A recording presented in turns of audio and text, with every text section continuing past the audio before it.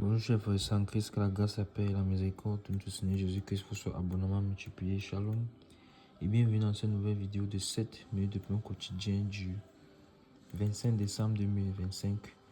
Nous poursuivons notre lecture dans le livre de Actes des Apôtres chapitre 10. Nous allons lire aujourd'hui verset 5.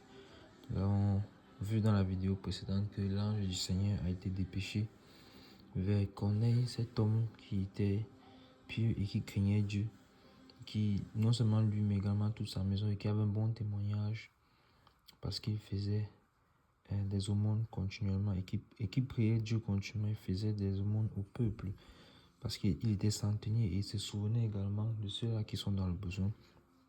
Et où est-ce qu'il avait ce bon témoignage? Ce bon témoignage était connu dans le ciel. Nous avons été encouragés à ce que nous devons toujours avoir fait de bonnes œuvres avec ceux qui sont autour de nous, nous souvenir de ceux qui sont dans le besoin et avoir la crainte de Dieu.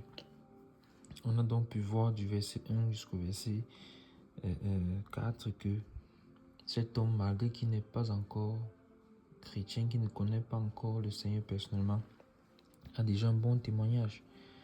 Car l'ange lui a fait savoir que ses prières et ses aumônes sont montées vers Dieu qui se souvient de lui. Ouais. Donc Dieu honore dans toutes les nations ceux qui le craignent. Et c'est ce qu'il montre clairement à travers la vie de cet homme nommé Corneille. Et donc aujourd'hui, qu'est-ce que le verset 5 nous dit? Le verset 5 dit ceci: envoie maintenant des hommes à Joppé et fais venir Simon surnommé Pierre. Amen. Voilà ce verset 5. Donc, qui est en train de parler ici? C'est l'ange qui est en train de parler à Corneille. Regardez comment un homme qui n'a même pas encore, c'est terrible, il ne connaît pas le Seigneur, il n'y a pas de relation avec le Seigneur, il craint simplement Dieu, mais il réussit à avoir une rencontre angélique.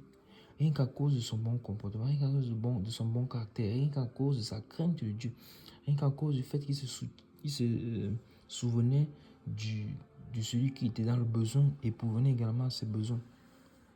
Il réussit à avoir une rencontre angélique. Combien sont des personnes qui sont là, qui pratiquaient même la loi et tout ça, mais qui n'ont jamais rencontré d'ange. Non seulement il rencontre d'ange, c'est même pas physique, c'est dans une vision. C'est-à-dire que dans cette vision-là, il a la capacité de communiquer avec l'ange et d'avoir déjà une vision. Chose que Joël avait promis. Joël avait prophétisé depuis dans le livre de Joël chapitre 2. Et lui n'est pas encore entré dans le corps de Christ, mais rien qu'à cause de la crainte qu'il a du Seigneur, le voici plongé dans une vision. C'est merveilleux. Merveilleux, magnifique. Donc, l'ange est en train de lui parler.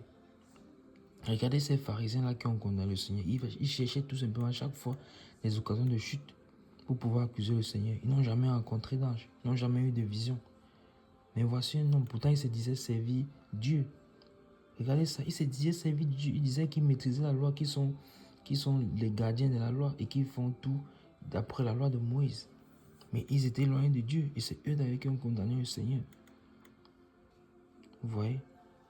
Pourtant, quelqu'un qui ne pratique pas la loi, mais qui simplement avait la crainte de Dieu dans son cœur.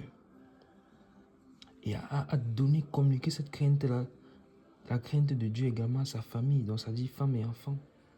Donc vous voyez que même dans son caractère, en tant qu'homme, en tant qu'époux, il a un bon caractère. En tant qu'homme, dans son travail, il a également un bon caractère parce qu'il est centenier.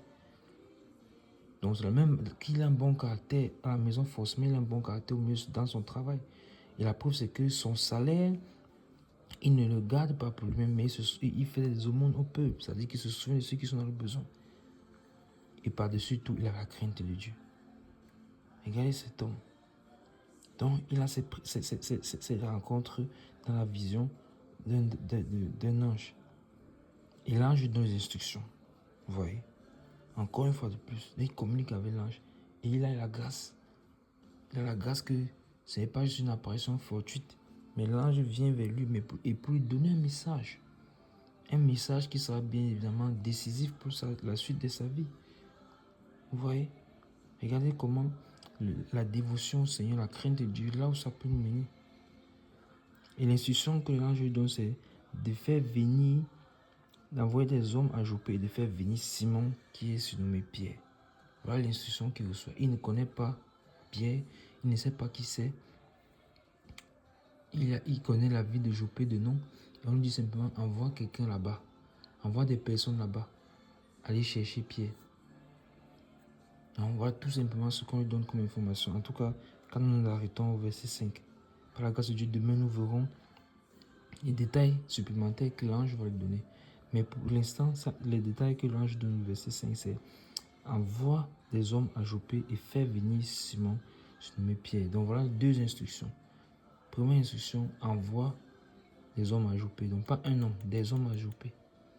Deuxième instruction, fais venir Simon, surnommé Pierre. Corneille va-t-il obéir? Corneille va-t-il commencer à réfléchir? Ah, peut-être que c'est... Je ne connais pas de Corneille, je m'en fous de cette vision, je ne la considère pas. Si j'ai eu une présence angélique, peut-être j'étais dans mes rêves, peut-être c'est pas réel, c'était irréel. Je ne tiens pas compte de cela. Ou bien va-t-il obéir? Va-t-il continuer à avoir cette crainte de Dieu et va-t-il obéir?